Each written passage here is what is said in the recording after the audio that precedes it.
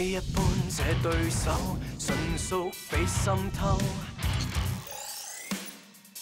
與身邊來到適當時候，相反方向去守，浸於水底一塊石頭。如在惡鬥，每次出手，誰又笑於最後？沿路過，圍牆會突然撞破，從前那套路被我解鎖。逆轉的連場退後如錯我，像盡頭又折返當初。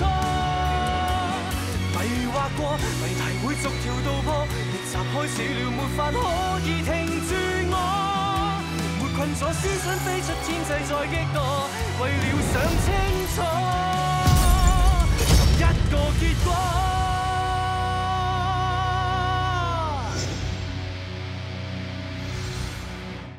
អាទិត្យក្រោយខ្ញុំទៅកោះបាលីធ្វើសន្និសីទជីវវិទ្យាអន្តរជាតិចៃដន្យម្លេះធ្វើត្បិតតំណែងបានបញ្ចប់តែខ្ញុំចិត្តទឹករបស់មានអនុស្សាវរីយ៍បន្ទាប់ពីផ្នែកយុត្តិធម៌ពិភាក្សារួចលោកត្រូវចោទប្រកាន់ពីបទចោលលួចការពិតនឹងត្រូវលាតត្រដាងខ្ញុំជាមិត្តភក្តិអាស៊ានម៉ាក់ពេញចិត្តអត់ខ្ញុំនៅតែគ្រប់គ្រងគេចំណុចសំខាន់នៃក្តីនេះទម្លាក់បទចោទប្រកាន់ចេតនាមិនស្មោះត្រង់ចុងចោតស៊ូជុនសិនបានឃើញអ្នកស្រីវ៉ូតត្រូវគេចាក់ចំពោះកំឡុងពេលមានហេតុការណ៍ប្លន់គេបានជួយរើសលុយឲ្យគាត់និងបានជូនគាត់ទៅពេទ្យក្រោយរាប់លុយអ្នកស្រីវ៉ូតបាត់លុយ$18,000បើគិតជាដុល្លារហុងកុងគឺស្មើនឹង$140,000លុយដែលបាត់បានរកឃើញនៅក្នុងកលុកជ្រៅមួយចន្លោះកៅអីតកង់ឡាននិងចង្កឹះលេខឡានរបស់ចុងចោតលេខនៃលុយទាំងអស់នោះគឺរៀងគ្នាថែមទាំងមានឈាមអ្នកស្រីវ៉ូតនិងស្នាមម្រាមដៃចុងចោតទៀតផង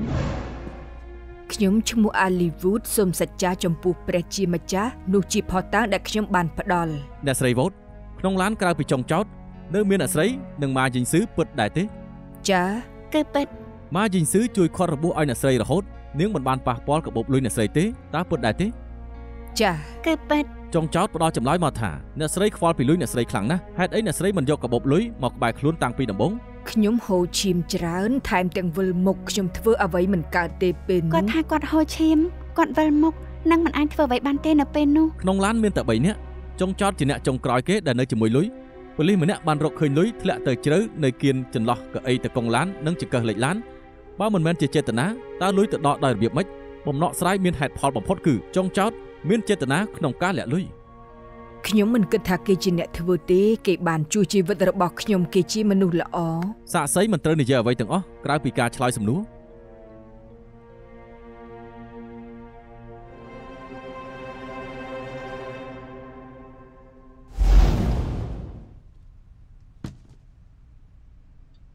អ្នកនាងម៉ែអាចប្រាប់បានទេថានៅថ្ងៃនោះអ្នកនាងនឹងចុងចោតបានឃើញអ្នកស្រីវ៉ូតជួបរឿងអីខ្ញុំបានជួបនឹងចុងចោតគេក៏ស្នើបើកឡានជូនខ្ញុំកាលនោះពួកយើងបើកយឺតពេលដែលឡានចេញផុតអាគារខ្ញុំបានលើអ្នកស្រីវ៉ូតក្រាបលើអត់ស្រែកឲ្យជួយខ្ញុំនឹងចង់ចាត់ក៏ឈប់ឡានទៅជួយគាត់ភ្លាមចុះពីឡានហើយអ្នកនាងបានឃើញអីចាផាន់មានកំបិតរត់បាត់ហើយខ្ញុំឃើញអ្នកស្រីវ៉ូតហូរឈាមច្រើនហើយលើដុល្លារអាមេរិកជ្រួលរាយប៉ាយពេញឥដ្ឋពេលនោះចលាចលណាស់កាលនោះចលាចលណាស់តែចុងចោតមានប្រតិកម្មអ្វីដែរគេថាមន្ទីរពេទ្យនៅជិតនឹងត្រូវឆាប់នាំអ្នកស្រីវ៉ូតទៅសង្គ្រោះបន្ទាន់គេដកអាក្រៅដើម្បីជួយខាត់ឈាមអ្នកស្រីវ៉ូតពេលកំពុងក្រៀកគាត់ចូលឡានអ្នកស្រីវ៉ូតបារម្ភពីលុយគាត់ជាខ្លាំងដូច្នេះខ្ញុំក៏ទៅប្រមូលលុយឲ្យគាត់តាមចម្លើយអ្នកនាងនឹងចុងចោតគេទៅជួយរើសលុយហើយប្រាប់អ្នកនាងឲ្យទៅមើលអ្នកស្រីវ៉ូតពេលគេឃើញលុយដុល្លារធ្លាក់នៅលើអិនតើគេមានបង្ហាញប្រតិកម្មចម្លែកទេគ្មានទេខ្ញុំឲ្យមើលដឹងថាបំណងគេគឺចង់ឆាប់នាំអ្នកស្រីវ៉ូតទៅពេទ្យដូច្នេះគេប្រាប់ខ្ញុំឲ្យទៅឡានវិញជួយទៅប្របួសអ្នកស្រីវ៉ូតហើយគេបញ្ញាប់ទៅរើសលុយអ្នកនាងគិតថាចុងចោតមិនចង់បានលុយទាំងនោះសោះមែនទេចា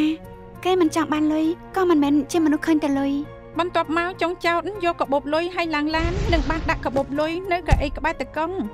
តាមពេលនោះស្ថានភាពយ៉ាងម៉េចទៅខ្ញុំប្រាប់គេថាអ្នកស្រីវ៉ូតមិនស្រួលទេគេទុកលុយរួចក៏បញ្ញាប់បាក់ឡានចេញទៅតែត្រូវឈប់ភ្លាមព្រោះមានឡានមួយមកពីក្រោយតុលាការជាទីគោរពស្ថានភាពពេលនោះពិតណាស់មានភាពចលាចលជាក់ស្ដែងកូនក្តីខ្ញុំចង់នាំជនរងគ្រោះទៅពេទ្យឲ្យបានឆាប់គេរើសលុយយកកាបូបទាំងប្រញាប់គេមិនបានដឹងនិងមិនបានចាប់អារម្មណ៍ថាលុយបានជ្រុះចូលទៅកន្លៀតចន្លោះរវាងកៅអីតកង់និងចង្កឹះលេខឡានគេគ្មានចេតនាមិនស្មោះត្រង់ឡើយតើត្រូវជាអ្វីនឹងចុងចោតដែរជាមិត្តរួមការងារនិងជាមិត្តភក្តិបើខ្ញុំថាអ្នកទាំងពីរធ្លាប់ជាអតីតមិត្តប្រុសមិត្តស្រីតើយល់ស្របដែរទេយល់ស្របទាំងពីរអ្នកស្រឡាញ់គ្នាជាង10ឆ្នាំជិតរៀបការក៏បែកបាក់គ្នាតែអ្នកទាំងពីរនៅតែចាត់ទុកគ្នាជាមិត្តភក្តិ បើខ្ញុំនិយាយថាអ្នកនាងស្គាល់ចុងចោតច្រើនឆ្នាំទស្សនវិស័យអ្នកនាងប៉ះពាល់ដល់ការវាយតម្លៃតើយល់ស្របដែរទេខ្ញុំមិនយល់ស្របតុលាការជាទីគោរពខ្ញុំបាទអស់សំណួរហើយ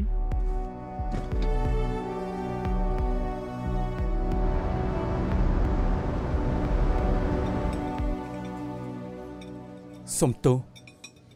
មិនស្មានថាតំណាងអាយកាលើករឿងនោះមកសួរធ្វើឲ្យនាងអាម៉ាស់ហើយខ្ញុំមិនបានអាម៉ាស់អីទេ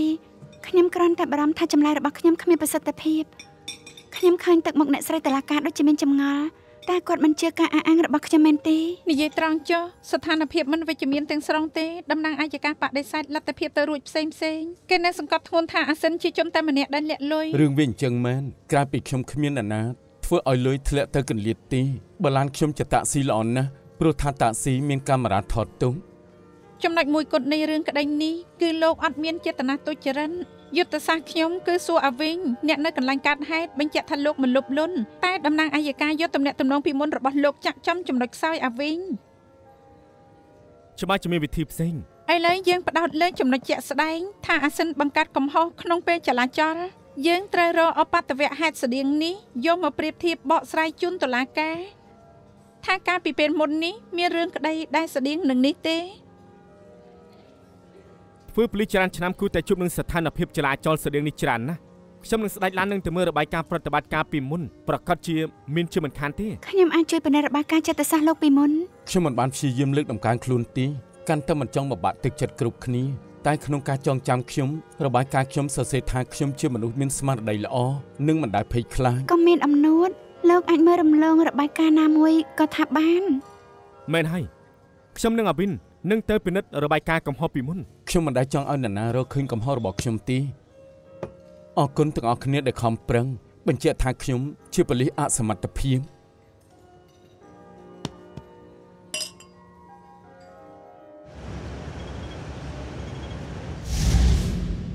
ខ្ញុំសួរមិត្តភ័ក្តិធ្លាប់រួមការងារជាមួយលោកស៊ិនហើយពួកគេថាទោះជាចលាចលប៉ុណ្ណាក៏លោកស៊ិននៅតែអាចតាំងស្មារតីបានដែរខ្ញុំពិនិត្យនឹងផ្នែកសេវាចិត្តសាស្ត្រហើយសុទ្ធតែសរសើរនៅភាពអត់ធ្មត់របស់អាសិន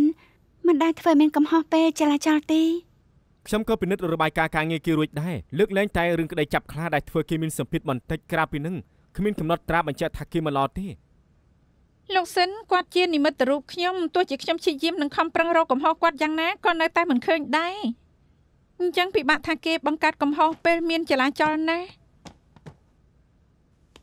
គ្រប់គ្នាកំរំអីហេសលច្បាស់ជាមានវិធីផ្សេងមែនទេគ្រប់គ្នាអះអាងថាគេមិនដែលមានកំហុសអញ្ចឹងយើងយកបុគ្គលិកលក្ខណៈគេជាចំណុចចាប់ផ្ដើម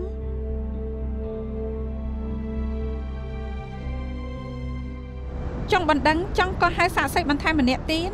នាយកដ្ឋានជាន់ខ្ពស់មកចន្ទប៉ាងសុំសួរថាលោកត្រូវជាអ្វីនឹងកូនក្តីខ្ញុំជាថ្នាក់លើគេខ្ញុំធ្លាប់ធ្វើការបញ្ជាក់ទៅកម្លាំងប៉ូលីសថាខ្ញុំស្គាល់គ្រួសាររបស់គេនៅពេលគេត្រូវដំឡើងតំណែងជាអធិការជាន់ខ្ពស់ព្រោះលទ្ធផលការងារល្អគេត្រូវផ្ទេរចូល OCTB សូមបើកទៅទំព័រទី6វត្ថុតាង D8 ស្នងការបានចេញបានសរសើរជូនដល់កូនក្តីខ្ញុំលើថាមិនងាយទទួលបានទេមែនទេប្រកាសណាស់អាសិនបំបីរឿងក្តីចាប់ខ្លាទើបលោកស្នងការចេញបានសរសើរឲ្យគេជាពិសេសថ្នាក់លើក្នុងជួរប៉ូលីសតិចតួចប៉ុណ្ណោះដែលមានបានលោកយល់យ៉ាងណាចំពោះកូនក្តីម្នាក់នេះគេជាមនុស្សដែលប្រកាន់យុត្តិធម៌បំផុតគេចូលរួមគ្រប់រឿងក្តីសំខាន់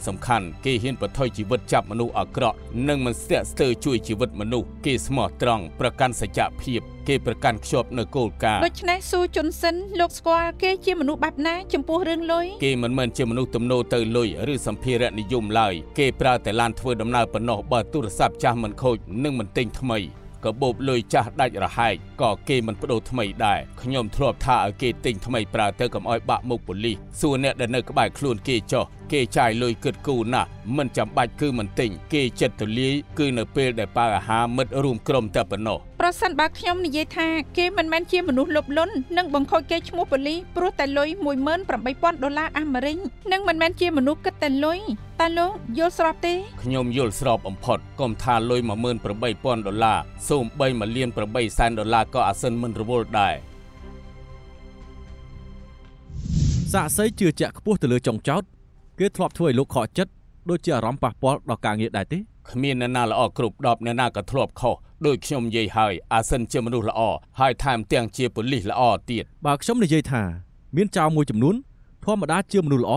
តែចំពោះលុយហ៊ានធ្វើរឿងអាក្រក់តើលោកយល់ស្របដែរទេ ខ្ញុំគ្មានន័យអញ្ចឹងទេ ក្នុងពេលបំពេញកាតព្វកិច្ចជាប៉ូលីសលោកជួបនឹងរឿងក្តីជាច្រើនរួមទាំងក្តីបោកប្រាស់មានអ្នកមានការសិក្សាល្អម្នាក់មកពីគ្រួសារល្អបានឆោបបោកលុយជាច្រើនលោកបំបីក្តីរួចចាប់ខ្លួនគេបានតើនេះជាការពិតដែរទេ មែនហើយ បានន័យថាភាពលោភលន់មានលើគ្រប់គ្នាគ្រាន់តែតិចឬច្រើនសូម្បីមនុស្សល្អក៏អាចធ្វើខុសច្បាប់គឺខុសច្បាប់ត្រូវដែរទេ អត់ទេអាសិនមិនលួចលុយទេ មិញនេះលោកប្រាប់ថាគ្មាននរណាល្អគ្រប់10ចុងចោតជាប៉ូលីសល្អម្នាក់ប្រហែលគេក៏ចេះលោភលន់ដែរបើជាលុយ1លាន8សែនគេអាចនឹងមិនហ៊ានលួចតែចំនួននេះលួចមិនច្រើនទេចុងចោតអាចគិតថាលួចហើយគ្មាននរណាចាប់បានដូច្នេះទើបគេសម្រេចចិត្តយកលុយ 18000 នោះ មិនពិតខ្ញុំមិនយល់ស្របការសន្និដ្ឋាននេះទេ តុលាការជាទីគោរពខ្ញុំអស់សំណួរហើយ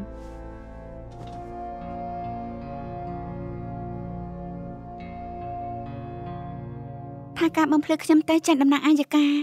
លើកនេះគេប្រាកុនសារលបលន់ប្រឆាំងនឹងចម្លើយបំភ្លឺលោកម៉ភាពជឿជាក់របស់លោកម៉ដែលជាសាកសេប្រកាសជាធ្លាក់ចុះអាពីនឹងលោកម៉ជាសាកសេខ្លាំងបំផុតតែនៅតែត្រូវបំបាក់បាន ហេសលស្ថានភាពពិតជាយ៉ាំមែនណាប្រាប់ខ្ញុំតាមត្រង់មកខ្ញុំទទួលយកបាន យើងត្រូវរកផុសតាំងដ៏រឹងមាំបំផុតដើម្បីជួយក្នុងការតវ៉ាក្តីនេះដែលអាចបញ្ជាក់ថាលោកធ្វើជ្រុះលុយក្នុងឡានដោយអចេតនានិងគ្មានចេតនាទុច្ចរិត គេគ្មានចេតនាទុច្ចរិតនេះគឺជាការពិតតែពិបាកបញ្ជាក់ណាស់តើតែគេជាមនុស្សមួយចិត្តធ្លុះ ត្រូវហើយអ្នកជំនាញមើលចិនយើងអាចសុំអ្នកជំនាញធ្វើជាសាក្សីបញ្ជាក់ថាមនុស្សរឹងមាំយ៉ាងណាក៏អាចបង្កើតកំហុសអចេតនាបានដែរ មានមនុស្សម្នាក់អាចជួយពួកយើងបាន ចង់សម្ដៅលើសាស្ត្រាចារ្យថាង ទស្សនវិស័យគាត់គឺមិនដូចគេទេគេធ្លាប់ជួយពួកយើងច្រើនដង គេថែមទាំងជាអ្នកជំនាញចិត្តវិទ្យាបើគេព្រមធ្វើសាក្សីជាការល្អណាស់ ទុកឲ្យខ្ញុំនឹងសុំឲ្យគេជួយឲ្យតតែបាន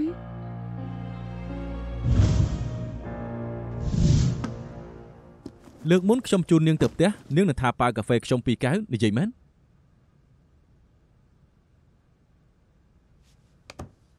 មើលទៅខ្ញុំទាយខុសហើយកាហ្វេនេះគឺសម្រាប់រឿងផ្សេង ខ្ញុំមកសុំជំនួយមិនអាចមកได้តែទេឡើយ ចង់ឲ្យខ្ញុំជួយរឿងអីទៅ សាស្ត្រាចារ្យខ្ញុំចង់ឲ្យលោកធ្វើជាសាក្សីក្នុងរឿងក្តីចាប់ប្រកាន់អាសិនជាចោរលួច លោកសិនត្រូវចោទជាចោរមិនគួរឲ្យនឹកស្មានដល់សោះ គេបង្កើតកំហុសអចេតនាគេគ្រាន់តែចង់ជួយជីវិតមនុស្សគេគ្រាន់តែចង់យកលុយទៅទុកក្បែរខ្លួនហើយមិនប្រយ័ត្ន ខ្ញុំច្បាស់ជាជឿលោកសិនតែចង់ឲ្យខ្ញុំជួយយ៉ាងម៉េចទៅ ស្ថានភាពអាសិនពេលនេះគឺមិនអំណោយផលទេពួកយើងត្រូវការកំណត់ពីអ្នកមានវិជ្ជាជីវៈចិត្តសាស្ត្រពួកយើងមិនបង្ខំលោកឲ្យនិយាយល្អពីអាសិនទេក៏ប៉ុន្តែស្ថានភាពចលាចលគ្រប់គ្នាសុទ្ធតែអាចបង្កើតកំហុស ការសិក្សាចិត្តវិទ្យាពេលមនុស្សប្រឈមសម្ពាធផ្លូវចិត្តខ្លាំងនាំឲ្យចិត្តភ័ន្តច្រឡំគេអាចនឹងធ្វើរឿងទាំងមិនដឹងខ្លួន អញ្ចឹងអាចសរសេររបាយការណ៍និងធ្វើសាក្សីក្នុងតុលាការឲ្យគេទេ កាហ្វេយកមកហើយបដិសេធមិននឹងកើតទៅ អរគុណសាស្ត្រាចារ្យអរគុណណាស់ នាងខ្វល់ពីរឿងក្តីណាលោកសិនសំណាងដែលមាននាងជាមិត្តភក្តិ បើសិនត្រូវកាត់ទោសមានប្រវត្តិប្រព្រឹត្តបទល្មើសជីវិតគេនឹងមានស្នាមខ្មៅគេជាមនុស្សទៀងត្រង់ណាស់បើគេមិនអាចធ្វើប៉ូលីសម្ដងទៀតគេនឹងយល់ថាខ្លួនអត់បានការគេនឹងយល់ថាវាមិនខុសអីពីស្លាប់ទេខ្ញុំស្គាល់ចរិតគេច្បាស់គេនឹងមិនលួចរបស់ពីនរណាឡើយ ទុកចិត្តចុះខ្ញុំនឹងព្យាយាមជួយគេ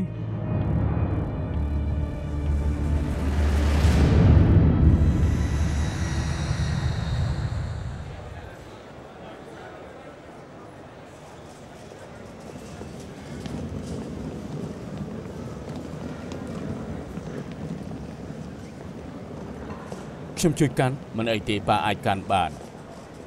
រឿងក្តីខ្ញុំអាចដោះស្រាយបានម៉ាក់ទើបទៅវះកាន់រួចប៉ាគួរតែនៅកាណាដាកំដរគាត់បងស្រីឯងរកនៅគ្រូពេទ្យម្នាក់បានហើយពេទ្យនោះធ្វើការល្អណាស់ទើបប៉ាធ្វើដំណើរត្រឡប់មកវិញនឹងបានទៅលេងអាម៉រដែរយកវលីទៅផ្ទះខ្ញុំសិនរួចចាំពួកយើងទៅលេងលោកម៉មិនបាច់ទេប៉ាកក់សន្តាគាររួចហើយជូនប៉ាទៅសន្តាគារទៅអូ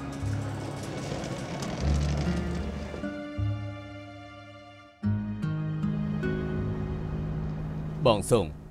សុខភាពរបស់បងយ៉ាងម៉េចទៅហើយផ្ដាំសួរសុខទុក្ខគាត់ផងអរគុណហើយប្រពន្ធខ្ញុំទៅវះកាត់សរសៃឈាមអម អរគុណហើយដែលច្រើនឆ្នាំមកនេះត្រូវហត់នឿយមើលថែកូនប្រុសខ្ញុំអរគុណស្អីទៅគេជួយការងារខ្ញុំច្រើនណាស់ខ្ញុំអាចឈរតំណែងនេះដោយសុវត្ថិភាពក៏ព្រោះតែគេជួយជ្រោមជ្រែងគេជាមនុស្សមានសមត្ថភាពចង់ក្តីលំបាកប៉ុណ្ណាក៏គេមិនធ្វើឲ្យខ្ញុំបារម្ភដែរប្រកាសហើយមិនថារឿងក្តីលំបាកឬក្តីធំប៉ុណ្ណាទេក៏ខ្ញុំនៅតែបំបែកបានដែរអមរឿងក្តីមួយនេះគេមានឱកាសឈ្នះទីគេរកមេធាវីល្បីឈ្មោះបំផុតនៅហុងកុងការពីក្តីមួយនេះថែមទាំងបានសាកសីជំនាញថ្នាក់ពិភពលោកជួយច្បាស់ជាឈ្នះសង្ឃឹមជើងចុះញ៉ាំម្ដងទៅខ្ញុំសុំទៅទូរស័ព្ទសិនលោកដឹងយូរហើយថាប៉ាមកហុងកុងគឺគាត់ប្រាប់មិនឲ្យនិយាយកាន់តែមិនចង់ឲ្យទៅទទួលនៅពលានទៀតប្រាប់គាត់ឲ្យថាកុំបារម្ភអ្វីទៅបិទខាងក្រៅគាត់មើលទៅជាមនុស្សតឹងតែងខ្លាំងតែជាក់ស្ដែងគាត់ដូចជាប៉ាទូទៅអញ្ចឹងគាត់ទូរស័ព្ទមកខ្ញុំរាល់ថ្ងៃសួរនាំរឿងក្តីលោកយ៉ាងម៉េចហើយគាត់មិនចង់ឲ្យកូនប្រុសគិតច្រើនមិនចង់ឲ្យកូនបារម្ភខ្ញុំនិយាយនឹងគាត់ដែរថាមិនបាច់មកទេតែគាត់ចេះទិញសម្បត្តិយន្តហោះហើយក៏កក់សន្តាគារខ្លួនឯងដោយសារអ្នកបងនឹងខ្ញុំបង្ខំទើបគាត់ព្រមឲ្យប្រាប់មិនចឹងមកពេលនេះលោកមិនបានមកទេគាត់តែងតែបែបនេះលាក់ទុកគ្រប់យ៉ាងតែម្នាក់ឯងប៉ាដូចកូនអត់ទេគឺកូនដូចជាប៉ានិយាយទូរស័ព្ទអីក៏យូរយ៉ាងនេះអ្នកទាំងពីរនេះពិតជាមានចរិតដូចគ្នាមែននិយាយតែរឿងសប្បាយចិត្តមិនទៅនិយាយទូរស័ព្ទទេគាត់ទៅបន្ទប់ទឹកតាគាត់ជួលម្ដងរួចហាញ់តាមនុស្សប្រុសណានៅអាយុប្រហែលខ្ញុំនេះក្រពេញប្រូស្តានមិនសូវល្អទេទៅបន្ទប់ទឹកញើកខ្លាចគេចំអកទើបថាទៅនិយាយទូរស័ព្ទខ្ញុំត្រូវទិញលីកូពីនបន្ថែមឲ្យគាត់ទេគាត់ញ៉ាំហើយពេលញ៉ាំគាត់មិនដែលរំលងពេញប៉ោះទេបើចាំទីញ៉ាំទៅល្អត្រូវឲ្យប៉ាភាសាពេញប៉ោះច្រើនជំនួយសុខភាព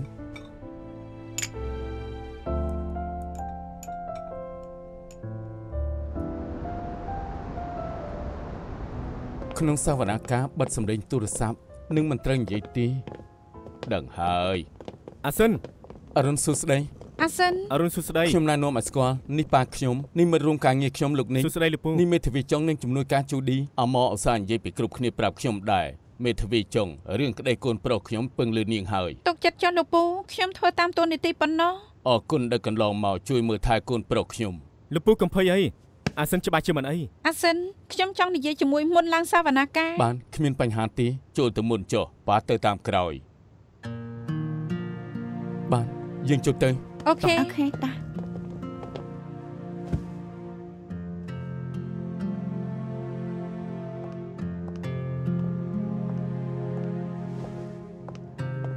អវិញលោកពើមកដល់តាមពេងការម្សិលមិញសុខសប្បាយទីសុខធម្មតាអមកប្រាប់ពូថាឯងមកអង្គុយស្ដាប់សវនាការរហូតហត់នឿយហើយពូសុំទូផងណាលោកពូកុំនិយាយអញ្ចឹងអាសិនធ្វើមិនគប្បីដាក់ឯងនៅតែជួយគេទៀតគឺពូបដៅកូនមិនល្អកុំនិយាយបែបនេះអីរឿងកន្លងផុតទៅហើយខ្ញុំក៏ភ្លេចអស់ហើយដែរគួរតែកុំរំលឹកវាមកវិញអីសំខាន់គឺរឿងក្តីចិត្តដល់ពេលហើយពួកយើងចូលក្នុងទៅល្អតុលាការជាទីគោរពខ្ញុំចង់កោះហៅសាក្សីម្នាក់ទៀតដែលជាគ្រូពេទ្យផ្នែកចិត្តសាស្ត្រសាស្ត្រាចារ្យខាងគាន់ហ្វឹង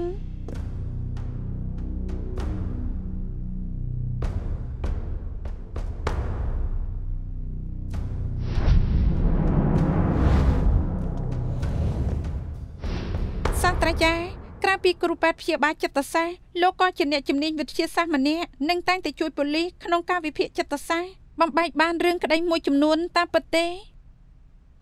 តាមចំណេះដឹងវិជ្ជាជីវៈលោកពេលមនុស្សធម្មតាជួបស្ថានភាពបថុចញុចដែលមានសម្ពាធខ្លាំងតើគេមានប្រតិកម្មអ្វីពេលជួបនឹងស្ថានភាពបថុចញុចសម្ពាធមានខ្លាំងប្រព័ន្ធសរសៃប្រសាទបញ្ចេញអរម៉ូនជាការឆ្លើយតបពេលអរម៉ូន stress រំញោចកោសិកាសរសៃប្រសាទការផ្ដោតអារម្មណ៍ត្រូវថយរំខានដល់មុខងារផ្សេងៗទៀតនៅក្នុងខួរក្បាលប៉ះពាល់ដល់ការវិនិច្ឆ័យនិងអាកប្បកិរិយាចុះបើក្នុងស្ថានភាពធ្ងន់ធ្ងរតើគេអាចធ្វើរឿងចម្លែកដោយមិនដឹងខ្លួនដែលអាចហៅថាជាភាពអចេតនាទេអាចឧទាហរណ៍ក្រោយពេលអបតហេតុឡានមនុស្សនៅក្នុងឡាននឹងបាត់បង់សមត្ថភាពគិតជាបណ្ដោះអាសន្នពួកគេនឹងចេញពីឡានក្នុងសភាពគ្មានស្មារតីនិងដើរទៅផ្លូវមានចរាចរណ៍ច្រើនសម្ពាធធ្ងន់ធ្ងរពិតជាអាចធ្វើឲ្យមានកំហុស ដូច្នេះករណីកូនក្តីខ្ញុំគេប្រឈមនឹងស្ថានភាពតានតឹងក្បែរស្លាប់ក្បែររស់វាជាសម្ពាធដ៏ធ្ងន់ធ្ងរធ្វើតែមិនដឹងខ្លួនមិនបានចាប់អារម្មណ៍ធ្វើឲ្យជ្រុះលុយចូលកន្លៀតកៅអីតៃកុងនិងចង្កឹះលេខឡានគិតតាមវិទ្យាសាស្ត្រវាអាចទៅរួចទេលោកយល់ស្របទេយល់ស្របចុះប៉ូលីសទទួលការវឹកហាត់ល្អក៏អាចកាត់ឡើងបានដែរមែនទេមនុស្សជាច្រើនគិតថាប៉ូលីសមានសមត្ថភាពធន់នឹងសម្ពាធតែចិត្តវិទ្យាមនុស្សជាក់ស្ដែងស្មុគស្មាញជាងការគិតទៅទៀតមិនគួរល្អដូចអ្វីដែលគិតនោះទេខ្ញុំនិងលោកស៊ិនរួមការងារជាមួយគ្នាច្រើនខ្ញុំគិតថាគេជាមិត្តដែលអាចពឹងពាក់បាននិងជាមិត្តដែលមានភាពស្មោះត្រង់បំផុតអរគុណសាស្ត្រាចារ្យខ្ញុំអស់សំណួរហើយតំណាងអัยការអាចសួរសាក់សៃបានសាស្ត្រាចារ្យថាងលោកជាអ្នកជំនាញចិត្តវិទ្យានិងវិទ្យាសាស្ត្រខួរក្បាលខ្ញុំគ្មានការសង្ស័យលើការវាយតម្លៃលោកទេតែមុននេះលោកថាធ្លាប់រួមការងារនឹងចុងចោតថែមទាំងយល់ថាចុងចោតជាមិត្តដ៏ល្អម្នាក់លោកក៏សរសើរគេណាស់លោកផ្ដល់តម្លៃឲ្យមិត្តភាពយ៉ាងនេះប្រកបណាស់ថាលោកចង់ឲ្យគេរួចខ្លួនខ្ញុំចង់បញ្ជាក់លោកស៊ិនជាជនស្អាតស្អំខ្ញុំជឿថាមានកំណត់ត្រាល្អៗនៅក្នុងរបាយការណ៍ការងារគាត់ដូច្នេះសូមលោកបញ្ជាក់ក្រៅពីធ្លាប់រួមការងាររវាងលោកនិងចុងចោតតើមានទំនាក់ទំនងអ្វីដែរទៅពិបាកបែងចែកណាពួកយើងធ្លាប់រួមការងារនេះក៏អាចរាប់ថាជាទំនាក់ទំនងដូច្នេះខ្ញុំសូមសួរលោកបញ្ជាក់លោកធ្លាប់ជ្រៀតជ្រែករឿងផ្ទាល់ខ្លួនគេទេខ្ញុំមានអ្នកជំងឺម្នាក់ធ្លាប់មានបញ្ហាទំនាក់ទំនងជាមួយនឹងលោកស៊ិនកំឡុងពេលព្យាបាលខ្ញុំចាំបាច់ត្រូវស្វែងយល់ពីទំនាក់ទំនងពួកគេតែប៉ុណ្ណឹងលោកធ្លាប់ដោះស្រាយរឿងផ្ទាល់ខ្លួនឲ្យគេលោកមានគំនិតទុកជាមុនចំពោះគេលោកទទួលរងផលប៉ះពាល់ពីអារម្មណ៍ផ្ទាល់ខ្លួនលោកក៏សរសើរនិងចង់ធ្វើជាមិត្តនឹងគេដែលធ្វើឲ្យប៉ះពាល់ដល់ការវិនិច្ឆ័យតើមែនដែរទេមិនមែនទេខ្ញុំវិនិច្ឆ័យផ្អែកលើវិជ្ជាជីវៈតុលាការជាទីគោរពខ្ញុំអស់សំណួរ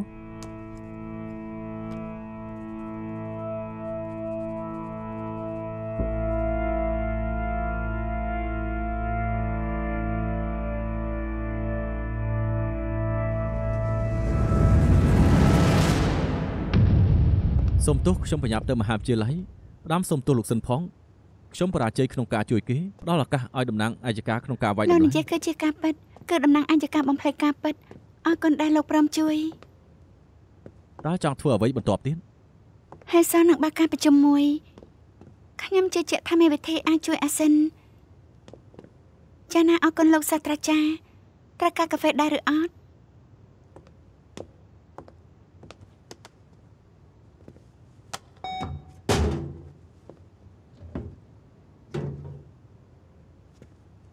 កាហ្វេនេះនាងត្រូវការជាងខ្ញុំទៅទៀតមើលមកខ្ញុំល្វីណាស់នាងប្រឹងជួយលោកស៊ិនដោយមិនគិតសម្រាំងប្រឆាំងច្បាប់រស់នៅហើយមែនទេ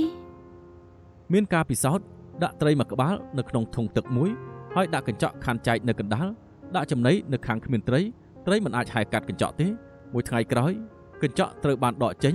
តែត្រីនៅតែមិនហ៊ានហែលព្រោះវាខ្លាចឈឺវាជាច្បាប់រស់នៅដែលពួកគេព្យាយាមធ្វើឲ្យខ្លួនឯងមិនឈឺចាប់ខ្ញុំមានតែនិយាយថាខ្ញុំរឹងមាំជាងត្រីនោះខ្ញុំមិនគិតច្រើនទេខ្ញុំគ្រាន់តែគិតថាខ្ញុំនឹងក្រាញ់នានាចំពោះភាពត្រឹមត្រូវអាសិនមិនបានធ្វើអ្វីខុសគេគ្រាន់តែគ្មានសំណាងគេមិនគួរទទួលបន្ទុកចំពោះបទអក្រិតដែលគេមិនបានធ្វើនាងចិត្តល្អពេកហើយនាងគិតត្រឹមត្រូវចំពោះគ្រប់គ្នាហើយនេះគឺជាគុណវិបត្តិរបស់នាងខ្ញុំធ្វើសេចក្តីល្អព្រោះខ្ញុំមានជំនឿចិត្តថាខ្ញុំនឹងទទួលបានរឿងល្អខ្ញុំបំពេញនឹងទ្រឹស្ដីជីវវិទ្យាទៀតហើយមែនទេ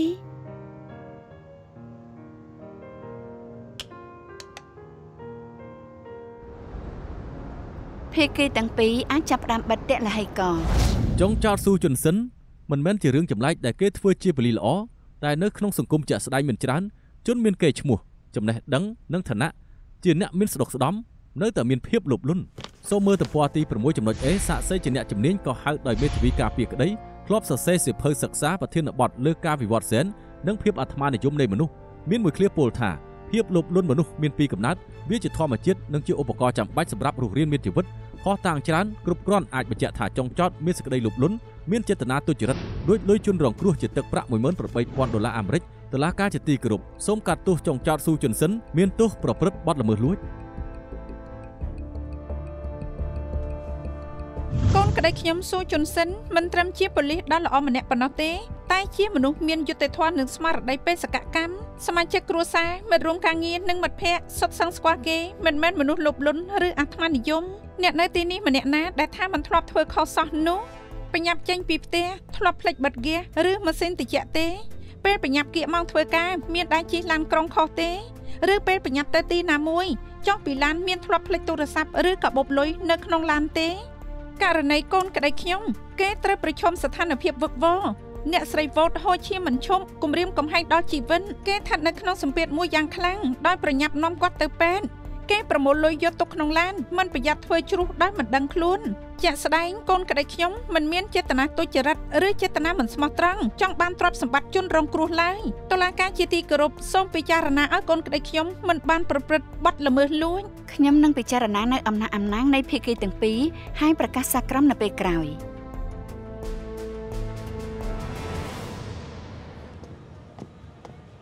អរគុណទំនងណាញ៉ាំទំនងដល់ហើយនេះដូចជាជាជានឹងការសម្រេចចិត្តថ្ងៃស្អែកនេះណាមុនជាប់គុកត្រូវញ៉ាំឲ្យឆ្អែតទើបមិនអង្គុយស្ដាយក្រោយបានន័យថាលោកគ្មានជំនឿចិត្តលើមិត្តស្រីខ្ញុំទេអត់មានផតតាំងគ្រប់គ្រាន់ទេមិនថាហេតុសលប្រការយ៉ាងណាក៏ជួយឲ្យមិនបានដែរមានទោសឬអត់ស្រេចលើតុលាការដូចជាបាល់ពេលណាំងទីដែរមានចូលមានចេញខ្ញុំប្រកាសចិត្តថាច្បាស់ជាចូលជឿជាក់យ៉ាងនេះហ៎លោកបំបាយរឿងក្តីចាប់ខ្លាប្រយុទ្ធជាមួយនឹងទាហានស៊ីឈ្នួលចាប់កំពូលឃាតករឡើងភ្នំចុះកំបិតចុះផ្ទះខ្លាញ់រាប់មិនអស់តាមការកេរនីត្រឹមបញ្ហាប៉ុណ្ណេះច្បាស់ជាអាចគេចរួចតែសំបីមេស៊ីក៏អាចទាត់ពេលណាំងទីមិនចូលដែរជីវិតគឺបែបនេះជួនកាលបញ្ហាតូចតែមួយអាចបំបាក់យើងបានចុងក្រោយមេស៊ីនៅតែអាចជោគពាន World Cup មកពីគេទាត់ចូលឬមកក៏ទាត់ចេញអ្នកណានេះជ័យកាត់តួឲ្យខ្លួនឯងអញ្ចឹងហ៎ពេល World Cup ខ្ញុំគាំទ្របារាំងតែចុងក្រោយបារាំងបែកជាចាញ់ការរំពឹងរបស់ខ្ញុំច្រើនតែផ្ទុយខ្ញុំជាមេសូយដូចម៉ៃសគុណអញ្ចឹងត្រឹមត្រូវណាស់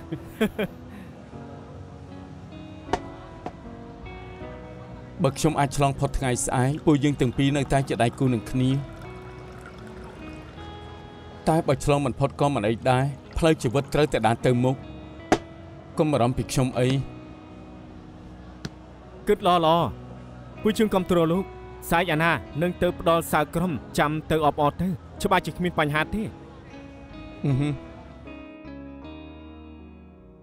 បន្ទប់ផុសតាំងដែលមានលើតំណាងអัยការបញ្ជាក់រឿងក្តីលើសពីការសង្ស័យសមហេតុផលខ្ញុំបានធ្វើការពិចារណាលើផុសតាំងដែលបានប្រគល់ពីភាគីទាំងសងខាងមេធាវីការពារក្តីចង់ចាត់បង្កកំហុសក្នុងស្ថានភាពចលាចលតែខ្ញុំជឿថាផុសតាំងដែលដាក់ស្នាមានលក្ខណៈមិនគ្រប់គ្រាន់ក្នុងការគ្រប់គ្រងដ៏ចុងចោតស្ថិតក្រោមសម្ពាធធ្ងន់ធ្ងរធ្វើឲ្យមានកំហុសឆ្គងចំណែកតំណាងអัยការការសន្និដ្ឋានមិនអាចប្រកែកបានគ្រប់គ្រាន់ចាត់ប្រកាន់ចង់ចាត់ពីបទលួចខ្ញុំយល់ថាតំណាងអัยការបង្ហាញឲ្យឃើញលើពីការសង្ស័យសមហេតុផលបញ្ជាក់ធាតុផ្សំនៃសំណុំរឿងចោរកម្មដូច្នេះខ្ញុំរកឃើញថាចង់ចោតមានទោសពីបទចោរកម្មចង់ចោតស៊ូជុនសិនជាអធិការជាន់ខ្ពស់ក្នុងជួរប៉ូលីសព្រោះតែភាពលោភលន់មួយពេលបានលួចលុយភ្ញៀវទេសចរបរទេសចេះច្បាប់ហើយល្មើសនឹងច្បាប់នឹងធ្វើឲ្យប៉ះពាល់ដល់គេឈ្មោះហុងកុងដែលជាទីក្រុងល្អគេត្រូវទទួលទោសយ៉ាងធ្ងន់ធ្ងរខ្ញុំសូមប្រកាសចង់ចាត់ត្រូវជាប់ពន្ធនាគារ28ខែរាប់ចាប់ពីថ្ងៃនេះទៅគោរមលោកសិនមិនដឹងអាចខ្លាចជាបែបនេះច្បាស់ជាមានវិធីយើងនឹងប្តឹងអត់តកុំបារម្ភខ្ញុំមិនអីទេ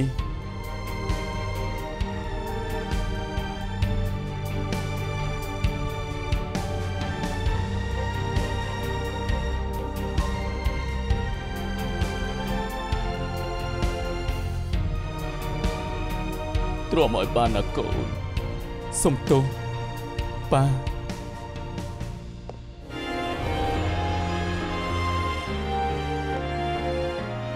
ឈប់សិនអាសិនលោកសិនទ្រាំឲ្យបាន仍然沉迷沉沒的永遠處處也有你記憶是មេធាវីចុងត្រូវតែប្តឹងអន្តរមេធាវីចុងលោកសិនមិនខុសទេហេតុអីក៏ត្រូវមានទោសច្បាស់ជាត្រូវប្តឹងអន្តរត្រូវតែប្តឹងអន្តរឲ្យដល់ទីបញ្ចប់មែនហើយខ្ញុំនឹងទៅពិនិត្យសាលក្រមនិងរកវិធីដោះស្រាយបន្ទាប់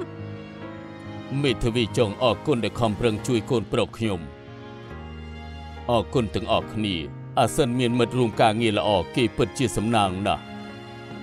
អរគុណ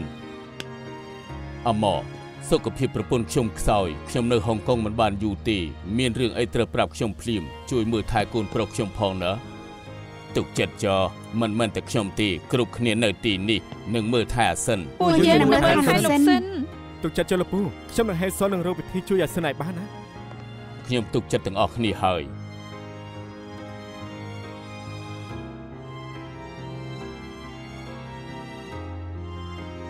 ខ្ញុំចង់ទៅសន្តាគារវិញខ្ញុំជូនទៅ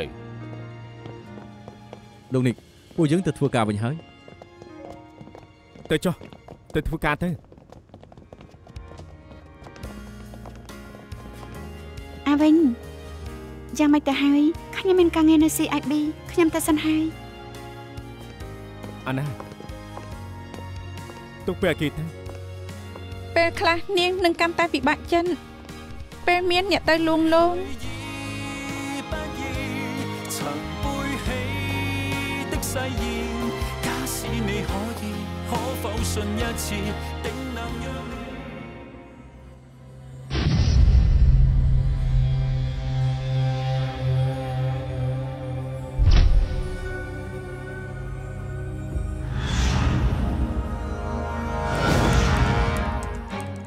បេសកកម្មថ្មីចោតស៊ូជុនសិន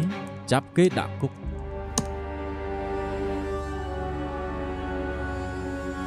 ខ្ញុំនឹងតាក់ទងទៅអ្នកបកកែបំផុតក្នុងវិស័យនេះ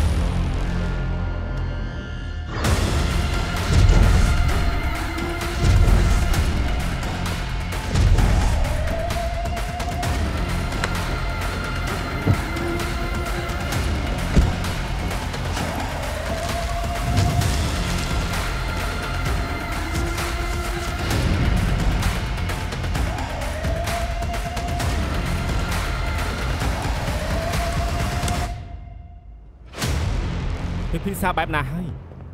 មើលទៅទឹកមុខអូនដូចជាមិនស្រួលសោះអាល់ប៊ឺតបានអានសារក្រមហើយចៅក្រមជំនុំជម្រះមិនបានធ្វើខុសកំឡុងពេលសវនាការបើគ្មានផតតាំងថ្មីទេមិនអាចឡើងបណ្ដឹងអូតូបានឡើយអញ្ចឹងយើងអាចទៅសួរអ្នកជំនាញបន្ថែមទៀតបានទេនៅហុងកុងអាល់ប៊ឺតគឺល្អជាងគេបំផុតហើយបើអញ្ចឹងអាសិនអូនប្រាប់គេថាឱកាសប្តឹងអូតូមានស្ដួយស្ដាងណាស់គេក៏យល់ស្របហើយដែរគឺអូនជាអ្នកចង់សាកល្បង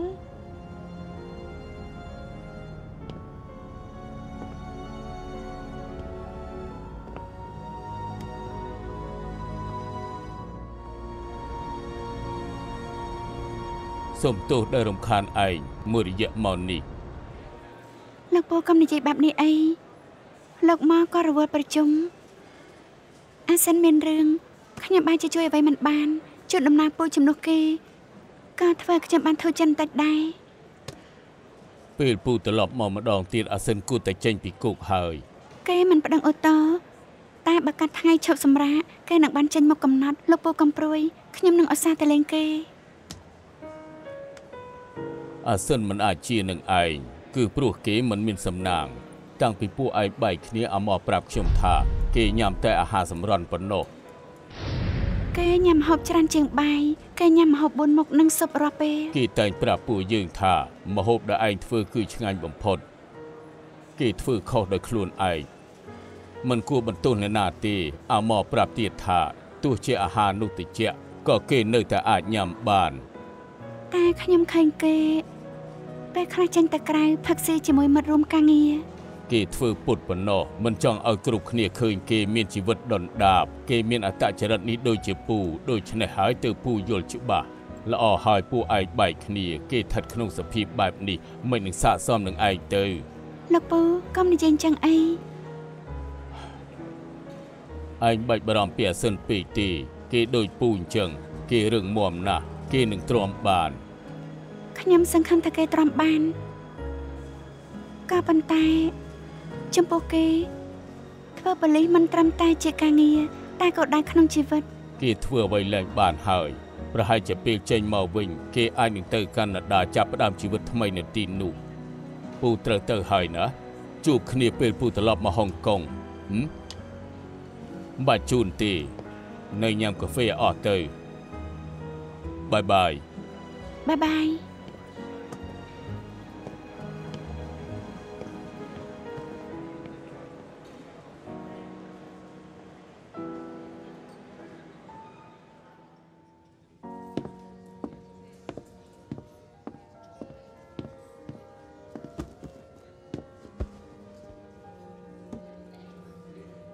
ខ្ញុំនិយាយឲ្យហៅខ្ញុំមកជុំមិនមែនលក់ធានារ៉ាប់រងទេ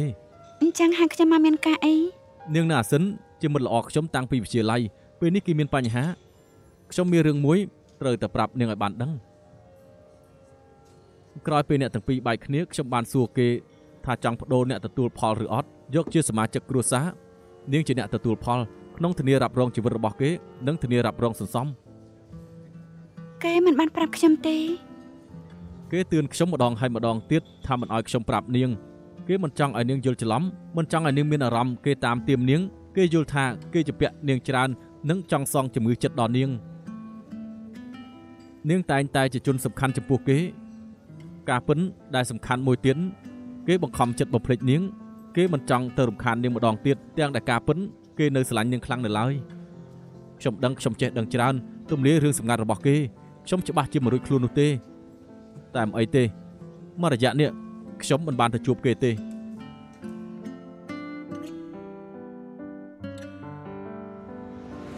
ដោយរងផលឥទ្ធិពលខ្យល់មូសុងរដូវរងាអាកាសធាតុនឹងចុះត្រជាក់ខ្លាំងបណ្ដាលឲ្យឆ្នេរសមុទ្រចិនខាងត្បូងសីតុណ្ហភាពហុងកុងនឹងធ្លាក់ចុះខ្លាំងវានឹងធ្លាក់ចុះដល់9អង្សាសេបូកថែមទាំងខ្យល់ត្រជាក់សូមថែរក្សាសុខភាពឲ្យបានល្អ អាយ៉ាឈប់លាងទៀតទៅ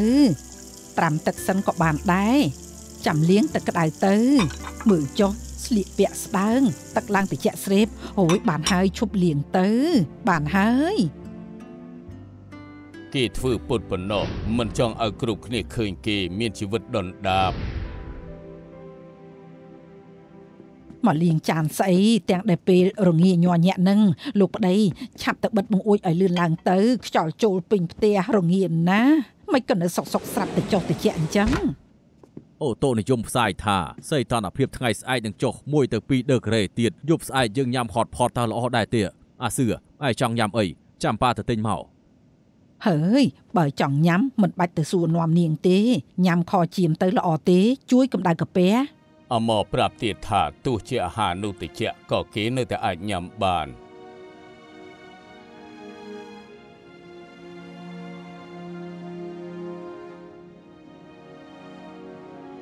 ដូច្នេះខ្ញុំរកឃើញថាចង្ចោតមានទោសពីបទចោរកម្ម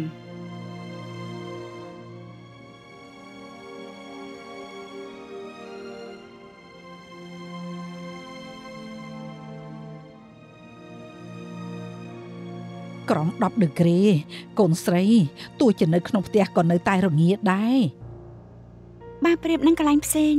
ផ្ទះគឺកក់ក្ដៅបំផុត ម៉ាក់ពាក់អាវក្រៅហើយនៅរងាសឹងស្លាប់មកកុំមកធ្វើពុតជាមិនរងាអីទៅពាក់អាវក្រាស់វិញមក អ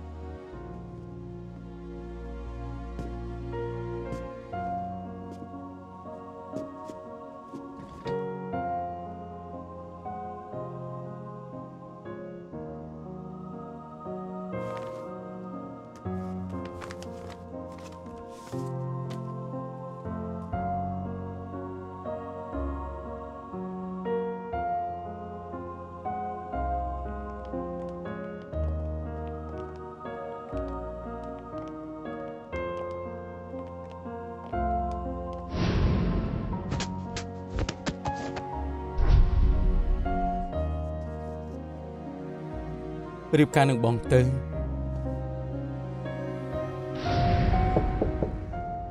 អាស៊ឺមកឯងទទួលចង់ដាក់ម៉ាស៊ីនកម្ដៅឲ្យឯង ចា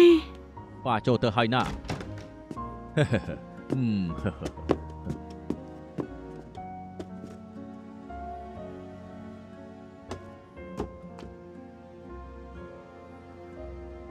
នៅនឹកអាស៊ិនខ្លាំង នៅផ្ទះរងាយ៉ាងនេះមិនដឹងថាគេរងាប៉ុណ្ណាទេ អាស៊ិនខ្លាចជាបែបនេះ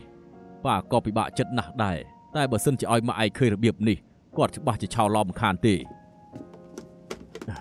បានហើយបន្តិចទៀតបានកក់ក្ដៅវិញខ្លះហើយកុំគិតច្រើនពេកឆាប់ចូលទៅគេងទៅហ៎